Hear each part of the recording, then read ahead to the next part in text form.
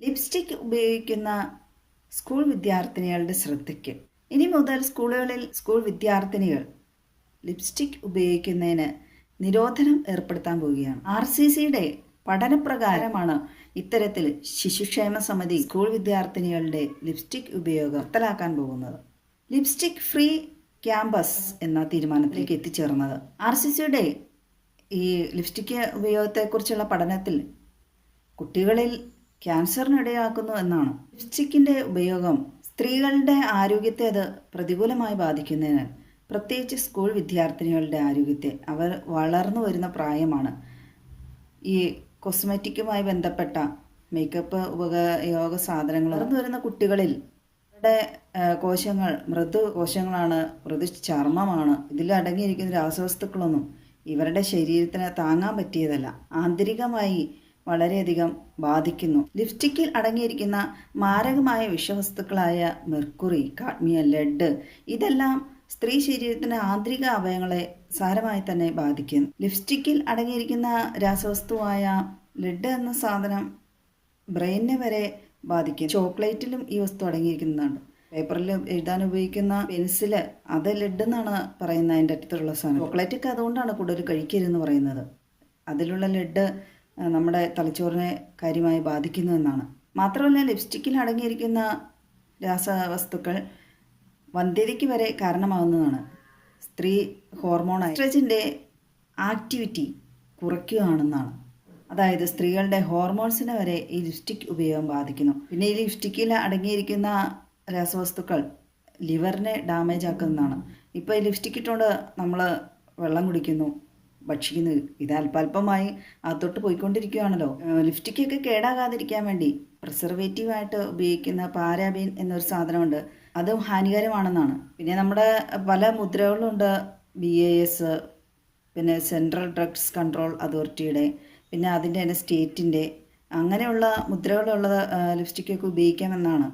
ഞാൻ ചോദിക്കുന്നത്, എന്തിനാണ് നമ്മൾ പൈസ കൊടുത്ത് ഈ ലിപ്സ്റ്റിക്കൊക്കെ മേടിച്ചിട്ട് പിന്നെ ലക്ഷങ്ങൾ മുടക്കേണ്ടി വരുന്നു, വലിയ ആശുപത്രിയിൽ കൊണ്ട് കൊടുക്കുന്നു പൈസ ഇതിൻ്റെ പ്രതിമരുന്ന് ചെയ്യാനായിട്ട്. കാരണം ഈ ലിപ്സ്റ്റിക്കൊക്കെ ഉപയോഗിക്കുന്ന മൂലം അതിൻ്റെ സൈഡ് എഫക്റ്റ് ഉണ്ടാവുന്ന, ചുണ്ടൊക്കെ വരേണ്ട, പിന്നെ നാശമായി പോകുന്നവരുണ്ട്.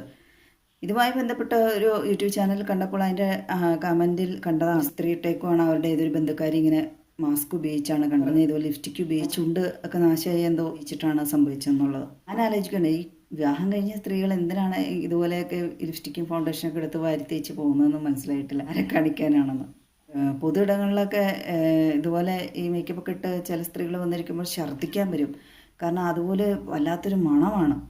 ഈ ലിപ്സ്റ്റിക്കിനൊക്കെ ഫ്രാഗ്രൻസ് ഉള്ള ലിപ്സ്റ്റിക്കൊക്കെ ഉണ്ട്, അതിൻ്റെ മണം, പിന്നെ ഈ പൊട്ടിയൊക്കെ ഇട്ട് വരുന്നതിൻ്റെ വേറൊരു മണം, മൊത്തത്തിൽ കലർന്നിട്ട് വല്ലാത്തൊരു ബുദ്ധിമുട്ടായിരിക്കും. നാച്ചുറലായിട്ടുള്ള ഒരു സൗന്ദര്യം പോലെ അംഗവൈകല്യമൊന്നും ഇല്ലാതെ ദൈവം സൃഷ്ടിച്ചു. കൂടുതൽ ഈ പമ്മാട്ടിൻ്റെ ആവശ്യം, കൃത്രിമ സൗന്ദര്യം എത്ര മാത്രം കൂട്ടാൻ നോക്കിയിട്ടും ഒരു കാര്യമില്ല, അത് മാഞ്ഞ് തേഞ്ഞൊക്കെ പോകുന്നതാണ്. നാച്ചുറൽ സൗന്ദര്യം തന്നെയല്ലേ നല്ലത്.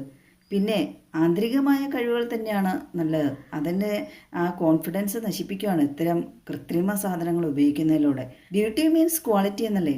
കൃത്രിമ സാധനങ്ങൾ ഉപയോഗിച്ച് സൗന്ദര്യം വർദ്ധിപ്പിക്കുന്നതിലൂടെ ചിലപ്പോൾ എന്താണ് കാര്യം, നല്ല സ്വഭാവം അല്ലെങ്കിൽ പറഞ്ഞിട്ട് വല്ല കാര്യമുണ്ടോ? എത്ര വലിയ സൗന്ദര്യ മത്സരങ്ങളിലാണെങ്കിലും IQ ടെസ്റ്റ് ഉണ്ട്. ബുദ്ധിപരമായ ചോദ്യങ്ങൾ ചോദിച്ചാൽ അതിലും കൂടെ പാസ്സായാലാണ് ഈ സൗന്ദര്യ മത്സരം കിരീടം നേടാൻ കഴിയുള്ളൂ. എത്ര മേക്കപ്പെട്ട് എന്തെന്ന് പറഞ്ഞാലും അവിടെ ഒരു കാര്യമില്ല. ഞാൻ ആലോചിക്കാറുണ്ട്, ഈ പുരുഷന്മാർ ഈ വേഷം കെട്ടലിന് വല്ലതും പോകാറുണ്ടോ? അവരിപ്പോൾ എത്ര പൊതുപരിപാടി സോഷ്യൽ മീഡിയാസിലൊക്കെ വീഡിയോസ് ഇടുന്ന പുരുഷന്മാരൊന്നും ഇതുപോലെ ലിപ്സ്റ്റിക്കോ ഫൗണ്ടേഷനോ ഒന്നും ഇട്ടിട്ടായിരിക്കില്ലല്ലോ എന്ന്. അവർ കൂടുതലും ഈ കഴിവുകൾക്കാണ് പ്രാധാന്യം കൊടുക്കുന്നതെന്നാണ് എനിക്ക് തോന്നിയിട്ടുള്ളത്. ഇത് മാത്രമല്ല കേട്ടോ, സോഷ്യൽ മീഡിയ പ്ലാറ്റ്ഫോമിലെല്ലാം അങ്ങനെ തന്നെയാണ്. സൗന്ദര്യത്തേക്കാൾ കൂടുതൽ പ്രാധാന്യം ഒരു വ്യക്തികളുടെ കഴിവിന് തന്നെയാണ് കൊടുക്കുന്നതെന്നാണ്. ലിപ്സ്റ്റിക് എന്ന് പറയുന്ന സാധനത്തിനൊക്കെ നിസ്സാര വിലയൊന്നുമല്ല ഉള്ളത്. മേക്കപ്പിനൊക്കെ ചിലവഴിക്കുന്ന പൈസ ഒരു മനുഷ്യൻ കൈ നീട്ടുവാണെങ്കിൽ അവർ കൊടുക്കാൻ പാടില്ലേ എന്നൊക്കെ ഞാൻ ആലോചിക്കാറുണ്ട്. ഉപയോഗപ്രദമായത് വാങ്ങിക്കാമല്ലോ എന്നൊക്കെ ഞാൻ ചിന്തിക്കാറുണ്ട്. ആശുപത്രികളിൽ പോലും നഴ്സുമാരൊക്കെ ലിപ്സ്റ്റിക്കും എല്ലാ മേക്കപ്പും കുട്ടിയൊക്കെ ഇട്ടുകൊണ്ടാണ് കേട്ടോ നിൽക്കുന്നത്. നമ്മൾ പല ആവശ്യങ്ങൾക്ക് ആശുപത്രികളിൽ പോകുമ്പോൾ പോലും മാർക്കറ്റിംഗ് ആണ് അവിടെയും ലക്ഷ്യം. അവരുടെ ആരോഗ്യമൊന്നുമല്ല. എന്ത് മെസ്സേജാണ് ഈ രോഗികൾക്ക് അവിടെ വരുമ്പോൾ കൊടുക്കുന്നത് എന്നറിയില്ല. ലിപ്സ്റ്റിക്കിൻ്റെയൊക്കെ ദൂഷ്യവശങ്ങളെക്കുറിച്ച് അധികമായി പറയുമ്പോൾ അതൊക്കെ വയ്ക്കുന്ന കമ്പനികൾക്കൊക്കെ വലിയ പാരയാകും എന്നുള്ളതിലൊരു സംശയമില്ല. അപ്പോൾ അവർ ഇതിനെ എതിർക്കാൻ പല രീതികൾ അവലംബിക്കുമായിരിക്കും. പക്ഷെ എന്താണെങ്കിലും ഹെൽത്ത് ഈസ് വെൽത്ത് എന്നല്ലേ.